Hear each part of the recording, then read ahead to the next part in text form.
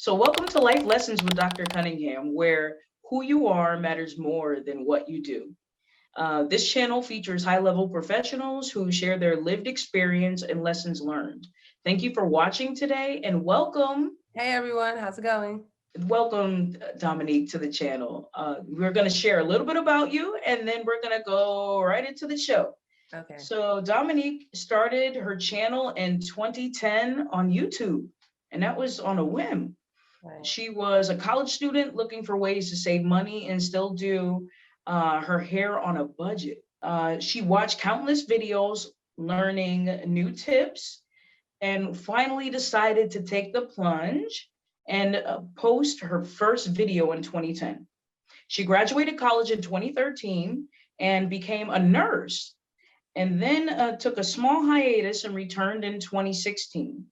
Within the next 2 years, she went from having 40,000 followers. 40,000 is already awesome as far as I'm concerned. But at the same time, 40,000 followers with the first 2 years, and then ended up going to 200,000 followers, and it's still rising. Is that right? Did I get it right? Yeah, right now I'm at 455,000. What? You better work it, girl.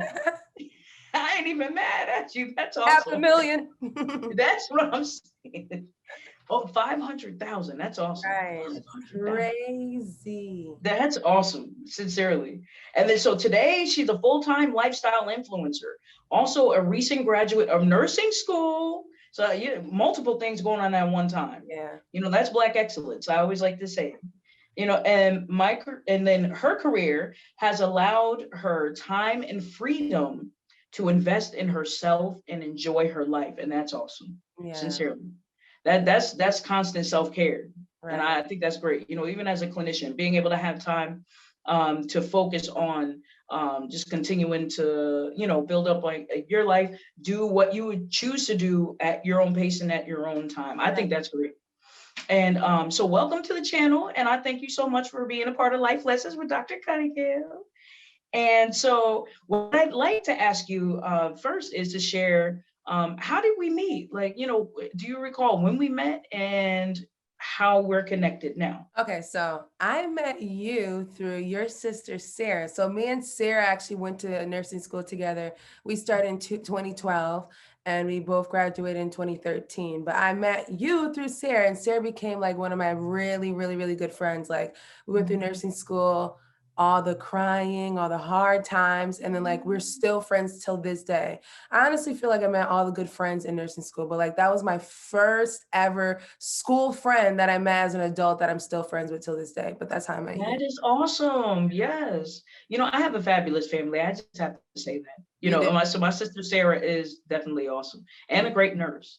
Yeah. So it's great to know that there's a great team of nurses that are in the world and that, care for people. And so what I'd like to share before we continue on is that we're going to be doing kind of like a live tutorial while also doing this interview. So Dominique is going to give me instructions regarding how to apply my makeup. Now, this is for those who are not well-versed regarding makeup. And I like to keep my makeup basic. So I'm talking about just 5 minutes. And after 5 minutes, I'm ready to be able to continue on. Through the week, I usually make sure my hair is done. But then I also, usually keep like a bare face. I have my wash, regimen, as far as my cleansing of my skin, how I moisturize my skin and things of that nature. But then after that, I usually don't wear makeup. So we're going to go over makeup today with Dominique. And she is so graciously decided to, allow me to be one of her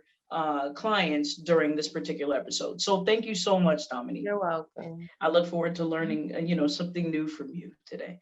And so let's start with the instructions. Okay, instructions. So you're going to use a primer first, like a base, like something that's going to stay tacky on your skin. So like a primer. Do you have a primer? Okay, so I put like moisturizer or moisturizer. I put a moisturizer on, yes. I put like the primer and then the moisturizer on over that. Okay, so do you like to start with your foundation first, or do you do your brows, or do you do your brows after the foundation? I usually put foundation on first and then my brows. Okay, so I would start with the foundation first and do the brows. Okay, a regular technique, because that's usually how I do mine as well. Okay. Oh, no, I do mine's opposite. I usually do my brows first, but it's either way. Like, it doesn't matter. There's not a real proper technique, but do it the way you're usually doing. Then I'll give you some extra pointers. Okay, cool. Thank you, ma'am. Mm-hmm. Okay, so then now the question is if you don't mind sharing a little bit about yourself as far as your background, ethnicity, and what was your upbringing like? Okay, so my ethnicity is a Haitian American. So I was born by two parents, mother and father, who are Haitian immigrants. I grew up with both my parents, but my father was sick. My father passed away in 2005. So then I became my mom and my sisters for a while. But yeah, it was basically, I grew up with both my parents until my dad passed away in 2005. And it's just been my mom and my sisters up until then. But that's kind of like you guys. Yeah, I was going to say that we do have a similarity in that regard. I didn't realize that you lost your dad in 2005. I'm the middle. So you have to tell me a little about this, because this is something that we didn't get a chance to talk about yet. But you know, sibling order, like what is that like? You know, from your perspective, you know, growing up with, and it was sisters. Okay, so as far as mines went, I was always the responsible one. Like my younger sister was the baby, so no one really looked for her to do anything. They just looked for her to do the good job in school, get the good grades. And my sister did really well in school. So I was kind of like the one that had to be the responsible one. If my mom needed something, she'll come to me. My older sister was more of the rebel. So, you know, like the rebel child. So she just did whatever she wanted to do. But most of the time I was more responsible. I felt like the attention should have not been on me. It should have been on my younger sisters. But I was always the one that was put to do things, do this, do that. Like, I got something. You know, interestingly enough, you know, one right way of doing things or how siblings are. But I know usually like the middle child, well, you know, the eldest child is usually more of the responsible one. Right. It feels like they have to kind of, you know, pull up responsibilities as far as, or, you know, take on responsibilities sometimes, especially after a parent has passed on. Right. I think my older sister was more, when my father passed away, my mother became like, you know, my mom became more of like the hustler. Like she was like more like, I have to work hard to give them everything they want because now it's only me. So my mom really busted her tail when my father passed away. So she would give my sister so many things because she was like, oh, my sister's the first child. So my sister got away with everything. She got a brand new car, but obviously she abused all those things. And me and my younger sister, we really didn't get anything. So we just kind of sat there and watched like, wow, the one that's the worst child, well, not in that sense, you know, just kiddie, you know, sibling chatter, like the worst child ended up being the golden child at the end. And we're like, how is this possible? That's how me and my way it works though. Huh? You know, I don't want to say it necessarily has to work that way all the time, but I find that it works that way a lot of times because they're the one that's willing to put the work in. I mean, at the same time, it depends on like the dynamics. I mean, the thing is that there's a lot of this that I could talk about, but there's a part of me that kind of holds off on it just because literally if you all decide to go to my website, you can, www.necllc.website, and there is a product page where I have 2 different webinars, and I'm actually waiting on the CEUs to be approved through CTA-MFT for MFTs and NASWs, or those that are part of NASW and also CTA-MFT. So for marriage and family therapists, social workers, or LPCs, you know, anyone that's looking for CEUs, there, you know, or anyone that just wants information regarding grief. There's grief regarding family dynamics and navigating that, as well as just defining grief itself. I think when I was 15, I literally went and got working papers because growing up from, you know, it was a matter of, you know, necessity. And I was told this even when I was young, and not necessarily just necessity, but a desire to work. But, you know, I was told ever since I was young, it's like, you know, I think, what was the phrase? Mother may have, father may have, but God bless the child that's got her own. Because I have a very Southern family. They're very Southern. And then they also are, you know, a Christian-like family. But at the same time, what they really taught or instilled in my sisters and I is a sense of independence as women to make sure that we're able to take care of ourselves. So whether we have a man or not, we're going to make sure we got our own. See what I'm That's saying? how we were raised as well too. Yes. My Go mother ahead. really like punched that in us, like not punching us, but we just picked it up from her because we literally watched my mom do it by herself. So we're like, oh, yeah, we got to be like this because we can't rely on anyone. Me and my sisters, how we were raised too. It's kind of crazy. Mm-hmm. And to watch our mom, like literally, she was always working like overnights, Mm-hmm. and had people that were close to us. That's the reason why I definitely believe in like the village raising the child, Mm-hmm. because we had great support amongst like older cousins, Mm-hmm. aunties and uncles that were part of our life, Mm-hmm. who were present even before our dad passed, because we were very family orientated. But at the same Yeah. time, there was an increase in that, like, once our dad passed, where people stepped up, and so in that regard, they were, it was very helpful, because it allowed mom to be able to continue to work. And she's a nurse. Right. So my mother was working those hours. She did a lot of Right. hospice. And I know you probably heard of hospice. I don't know if you did palliative and hospice. I Like, did. I did hospice. woo, I tell you what. So Right. it's like she lost her husband and turned around and started working with people that are Ooh. dying all the time. But at the same time, not for it to sound, extra dark, I do want to Mm-hmm. keep it light to it. But, but the thing is that with regards to that, it was quite, beneficial to see, the strength of a woman, as she navigates being a widow, while Right. also having to be present for her children. Like, I can't imagine, like, the love of my life, I thought it was going to be forever. Right. And then to lose them, and then you still got 3 babies looking at you in the face like, mom, he may have died. He was my daddy too. Like, what we going to do? And wasn't old enough to be able to, like, take care of a household. It'd be different if we were, older, or we could be like, mom, we got it. It's like, we'll take care of you. You know what I mean? Like, so we Mm-hmm. had to wait till we got older to get to that, that place to provide support. But it's like when we're kids, Mm-hmm. so I know that there's such a great strength, within not only women, but I think in humanity, like in the human spirit, to be able to um, you know, go through grief and to lose a loved one and Mm-hmm. still be able to move forward with life, That's true. in a positive way, while still remembering the person, but Mm-hmm. not allowing that to stifle, their ability to be able to move forward and to grow and to develop as a human being, and to still be a great person and to consider loving again. Like my mom, when it got married again, Right. I told her, I was like, look, I was like, mom, you're gonna have to start like some type of retreat, for women, to love again and things like that, because I think there's an art to, if getting married multiple times, Right. but there really should, there should be some type of trainings, for how do you forgive, how do you love, move forward, and then to be able to consider marrying multiple times. Right. I think that's awesome. At least Well, my mother what do you actually think didn't, about that? huh? Go ahead. Oh, my mother actually didn't even get married after. She just stayed by herself. Just watched, just took care of us, and that's it. And that's awesome too, though.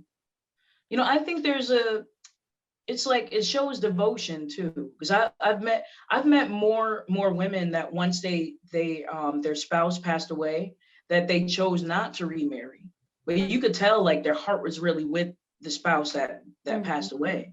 So that shows like devotion. Mm-hmm. Let me ask you this though: how did you decide upon nursing as your Okay, original so nursing was basically tied back into my dad as well because my dad was sick. He was diabetic and he had end-stage renal failure. So at one point, because at one point he had to go to a nursing home because he couldn't stay at home anymore. He needed more care.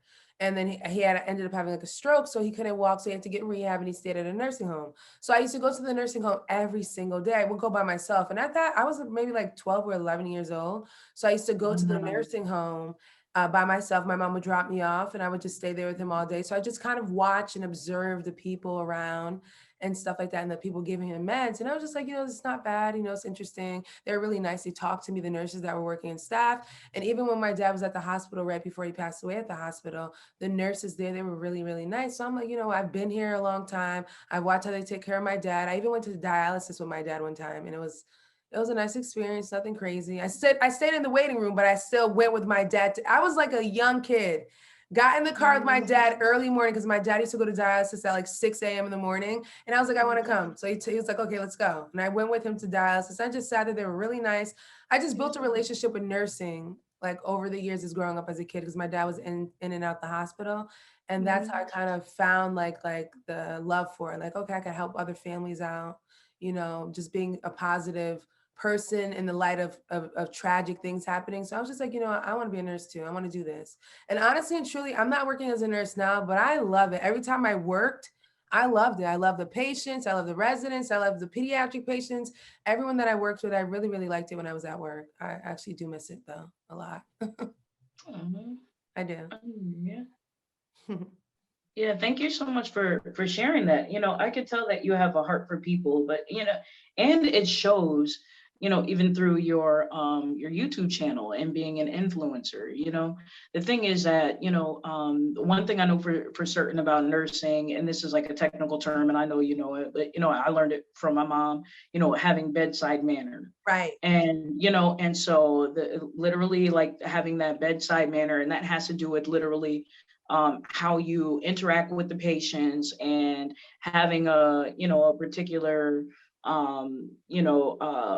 way with them that allows you to align with them, to have an alliance, to be able to, you know, connect with them on a emotional level, to also allow them to feel safe, that they can trust you. But then also it has to do with them being open to be able to share things with you, but then also you being able to be in a position to teach them, but in a different way, because historically doctors really were very kind of like boom, boom, boom, like 10, 15 minutes, maybe 5 minutes, most of the, you know, and then so they would throw all this jargon around, and then the patient be sitting there like, I don't even know what this doctor just told me, but they told me I got 5 days before I die. And I'm just like, that's horrible. Like, so then like, but the nurses were the ones that had the heart, but they also were the ones that really explained things to the clients to help them to understand, so that they could, like, you know, subside some of their concerns and worries at times, you know, and answer their questions. So, you know, that's the reason I love nurses to this day. And also the reason why, even when, you know, I was going through my doctoral process, I was at a hospital where, you know, the clinicians were actually training doctors, and I was able to do rounds there because they needed it. Like, you know, they weren't fully aware of how to, you know, focus on the psychological, emotional, you know, well-being of even how they interact with the client, to be able to connect with them in a way. And then, so, but that's something that nurses, y'all have it, because y'all are patient and have a big heart. And you know, so I love nurses and will always love nurses and have a special place in my heart. And I guess, you know, I grew up around a lot of nurses in my family as well. You know, between my mom, my sister, I have a lot of cousins who are nurses, you know, so I think it's awesome. Aunt Dom, who's, you know, awesome as well. And so, you know, what I would like to ask you about now is, you know, I'm wondering about like your belief system or values that, you know, are aligned with not only your career, but also just, you know, how you live your life now. Okay, well, aligning right now and how I move, I would say just honesty, being honest. My channel, the only way that I got to where I'm at now is because I let myself show. So my channel is basically who I am. I'm not faking it. I'm not, you know, I'm not presenting this fake persona. Cause like, if you look at social media now, everyone's trying to be this thing. And because I've been on it for so long, I have never changed. So I've always been myself. And when you're able to be yourself, you're able to relate to more people. That's why I've been able to expand my platforms. Like I've been able to grow my channel because I'm relatable to people, because I'm real with myself and I'm honest. I don't lie about things. I just keep it straight up with people. And I think that because I've been honest, that's how I've been able to become more successful in life, by being myself, being real to what I like, my craft, things I like to do, things I want to pursue. And when I believe in it and I do it, it works out. Like I just being honest with myself. That's it. Like honestly and true. You just have to be honest, because the real people make it in life. They do. They really do. Mm-hmm. I hear you, and I absolutely agree with what you're saying. And thank you so much for sharing that, because I think that there's, you know, you know, in some ways, almost like a stigma around honesty nowadays. But I'll say it within this context of like social media, you know, unfortunately, there are a lot more people that feel like there's this pressure to have to express a particular image over being honest. Right. And so sometimes, there are particulars that will either be embellished or kind of like, extra added to it in order to kind of get attention regarding, Right. for specifics for like traffic of a channel. Now, the thing is, I might have a slightly different perspective because, I'm willing to admit that there are parts of me that may seem like more traditional in some regards, but then also I also think about things in terms of like, like clinical perspective as well, because of my profession. So my mind just constantly works that way. But at the same time, I feel like sometimes there are people where it's like, if they're on social media, and I'm not saying you, because from what I know of you're real. So then the thing is that, your honesty, and I know you're being honest about your honesty and that being a value, because I've seen that from you. Because literally when you have, spent time with my family because of, checking on Sarah or, just stopping over to say hi, that time you did a wig for me, you were always the same person. So I know that for true, that you are an honest person. So that I just want to make sure we're going to keep that and put that on the record. Right. Okay. We're going to keep that on the same person. Same Now, person. Exactly. So at the same time though, I think that there are times when people are on social media that because of like the social pressure, whether it is, something from, the culture of social media where people feel like they have to get likes or that they have to have a certain number of followers for them to be considered okay. Like, it's unfortunate, but even the work that I do, there's sometimes where there are people that literally will get into arguments in their relationships or feel like their self-esteem is attacked if they don't get certain number of likes, or if someone does like certain things and make comments on social media. So then I think there's like a power with regards to social media, that it's a matter of like how it's used. And so I think it's great that there are people like you that utilize it in a way that's positive. Right. But then, depending on people's sort of like psychological resilience of how they perceive themselves through social media can sometimes also have an effect on people. And I'm wondering what would you say to someone, from your perspective, having that influence, and you doing well, but you maintain your groundedness of who you are. How can someone maintain their groundedness, with regards to who they are while also still being on social media? I don't want to say, well, I never had a need to take social media breaks. I know everyone has this thing where they're like, oh, I need to take a social media break. I need to take a social media break and stuff and things like that. But I think people only say stuff like that because they're always comparing themselves to other people online, right? So for me, the thing with me is when I go on social media, I don't go on social media to look at what other people's lives are like, to say, I wish my life was like that, or comparing. When you start comparing yourself to other influencers or other people, that's what's going to kill like your self-esteem or your growth on a platform. I'm going to be completely honest. I've never taken a social media break before, and I've been doing this for 4 years. I constantly see other peers of mine that are influencers that say, I'm taking a social media break. I didn't do that. I don't do that because I don't go on social media to look and compare myself to other people. I'm only thinking about my realm, where I'm at. Like, I don't know, this shift of my life has turned like this. In the last 3 years, I've been this way. It's just, if you focus on yourself and don't focus on other people, and you're comparing other people to your life, then you'll be fine in your own tunnel vision. You're in your own zone. I'm not in a race with anyone else because this is me. I'm the brand. I'm Dominique. So there's no one that's going to be like me. So why am I going to try to compare myself to someone else? They're not going to be me. I'm Dominique. Get what I'm saying when I say that?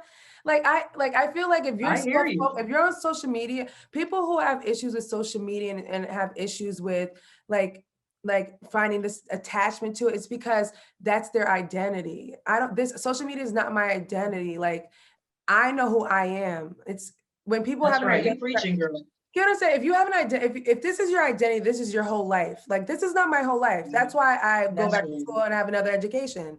Like, if this stopped today, I can just go work as an RN in a hospital in New York. People are conditioned now to think like this is their whole life.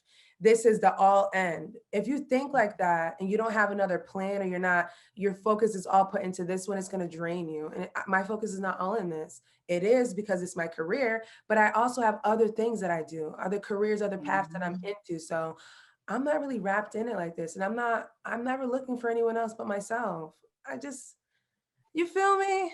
I feel you. I hear it. You definitely preaching. That's why I'm like, that was real. That's hashtag real right there. That's it's just, if you're on social media comparing your life to other people and trying to look at what you don't have and what other people have, you're never going to be able to control your life on social media. You're just never. You're never. And that's so true, and you're bringing up great points, because you're talking about not comparing yourself to other people, which, is great, because a lot of time when people compare themselves to others, then unfortunately people automatically start looking with regards to their deficits and not necessarily based on, where their strengths are.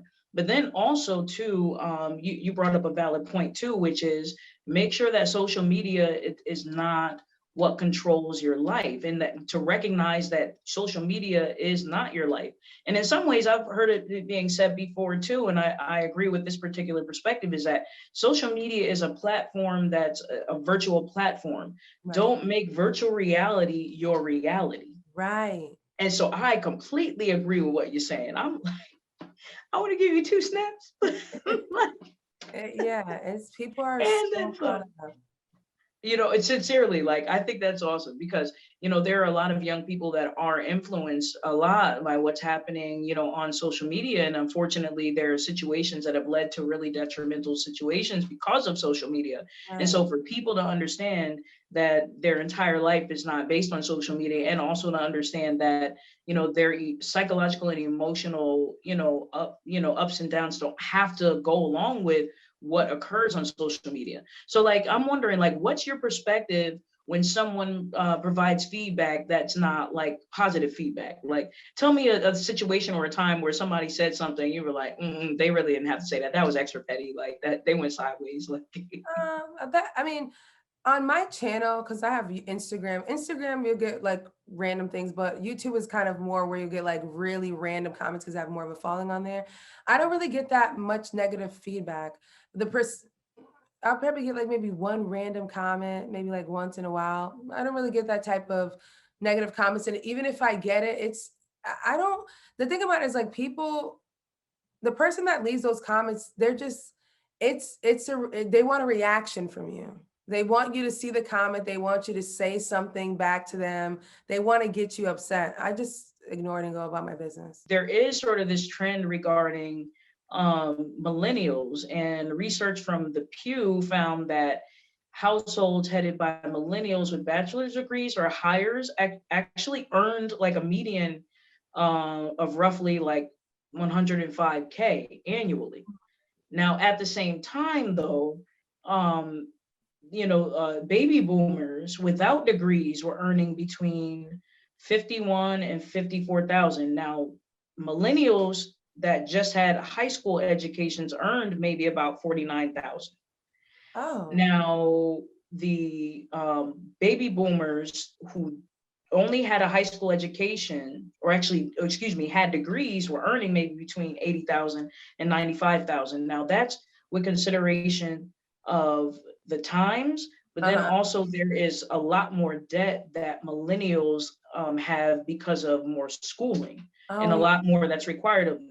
So then, and also with consideration of, like lifestyle, meaning even rent has exponentially gone up in comparison to like baby boomers during that particular time. Mm-hmm. And then also with consideration of where we focus our finances, meaning like we take care of the expenses of the household first based on research.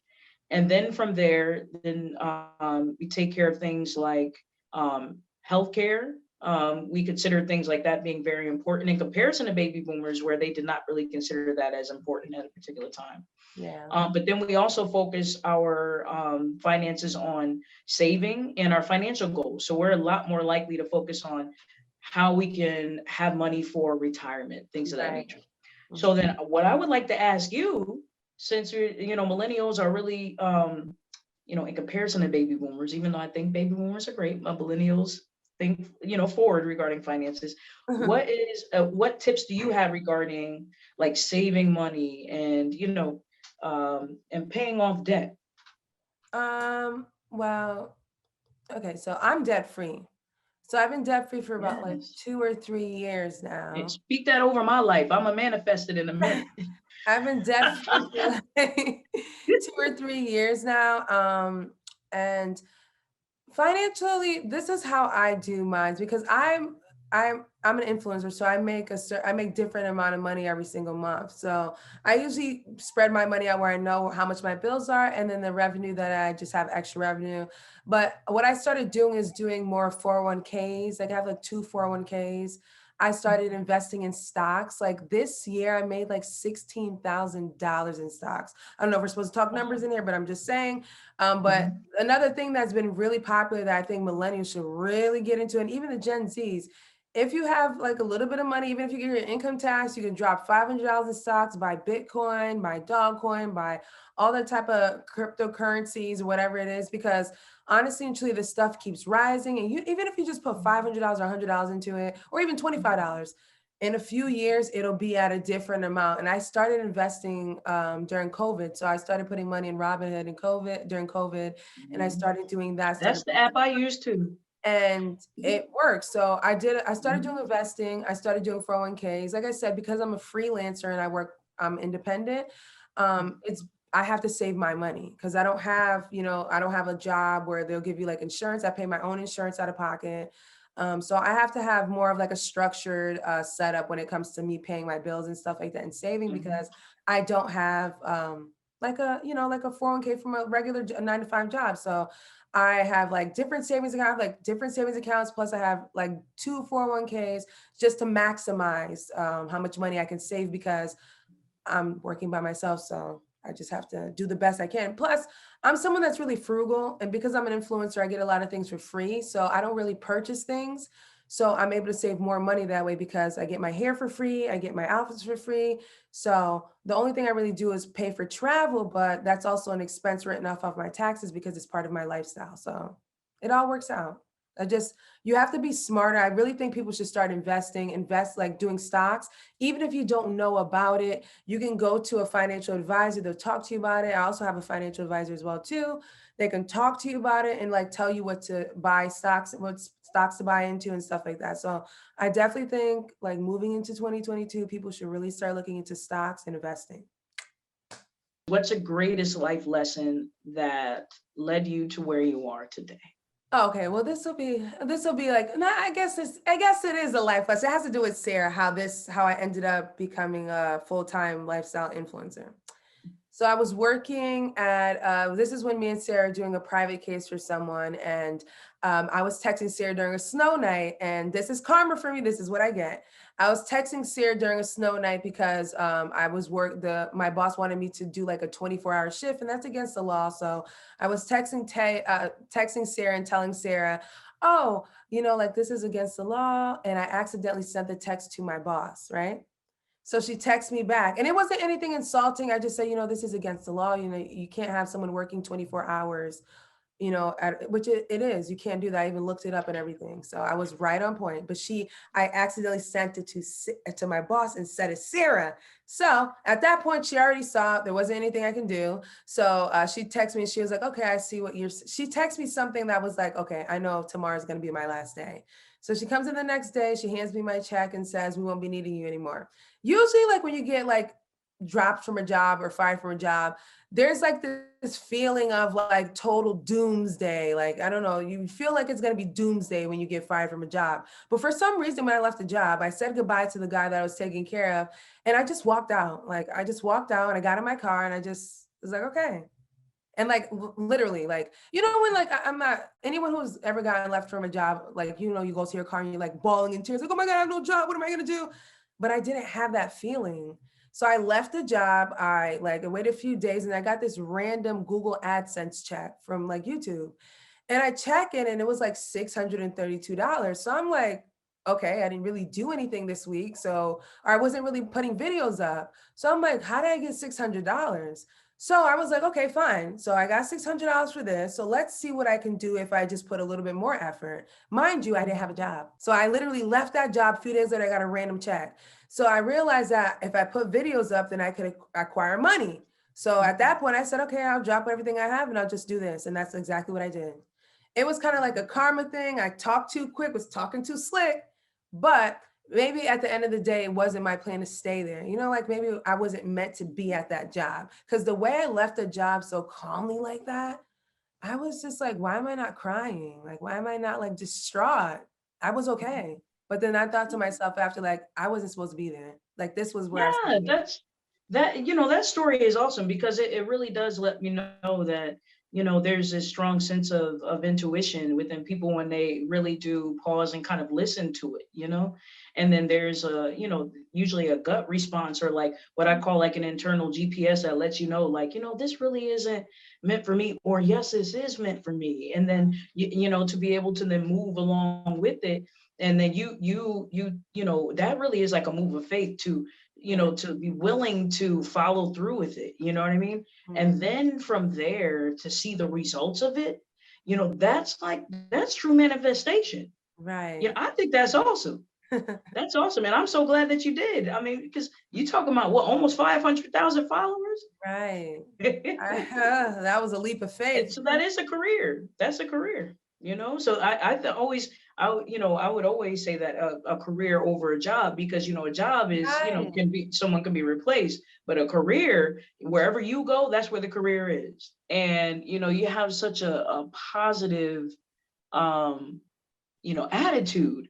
And so, what I'd like to ask you is, like, what helps you to maintain that? Like, how do you maintain that on a daily? Well, every day is not the same. Okay. That's Mm, real. Every day is not the same. I try, I have my good days. I have mostly good days. I can say that. I have mostly good days. I try to get up, have some coffee. Coffee Yes, I always love helps. coffee. I try to get up and have some coffee in the morning.